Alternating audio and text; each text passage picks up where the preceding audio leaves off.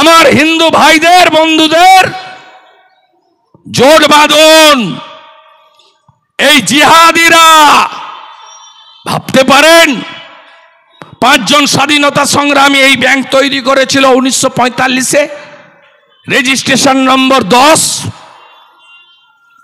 আপনি ভাবতে পারেন 30% শেয়ার হোল্ডার ভোট দিয়েছে। আমি 96 সাল থেকে ডেলিগেটে লড়ি, আমি এ ভোটে পার্টিসিপেট করিনি।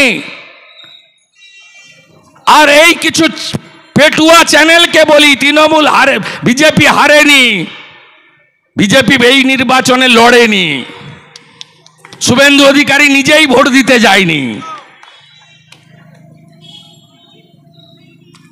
আমরা প্রতিষ্ঠান তৈরি করি। এইচডিএ কি ছিল লোক দেখেছে, আজকে এইচডি এর দশা কি হয়েছে দেখছে লোক। এই চোররা যেদিন ব্যাংকে বসবে না, লাইন দিয়ে ডিপোজিটাররা টাকা তুলে নেবে। আমি তো প্রথম আমার অ্যাকাউন্ট বন্ধ করব। সুপ্রিম কোর্ট দেখছেন না 26,000 চাকরি নিয়ে কি বলছে, চোরেদের মুখোশ কেমন খুলছে। দুটো শব্দ মাথায় রাখবেন, ধৈর্য আর সহ্য। আর এই চোরেদের হাতে, জিহাদিদের সাথে নিয়ে জেনুইন ব্যবসায়ী শিক্ষক যারা এই ব্যাংকটাকে তিলে তিলে তৈরি করেছে, সুপ্রকাশ সামন্ত আপনার লজ্জা করলো না? আপনি নাকি ভদ্রলোক। আজিজুলের বাহিনী লুট করলো, মহিষাদল দেখেছে কখনো? আমি নিশ্চিত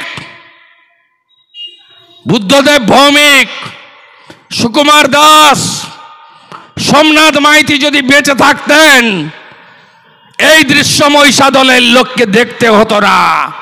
যে দৃশ্য এই সাইকেল মিস্ত্রি আর তার জিহাদি বাহিনী আপনাদের দেখিয়ে দিয়ে গেল।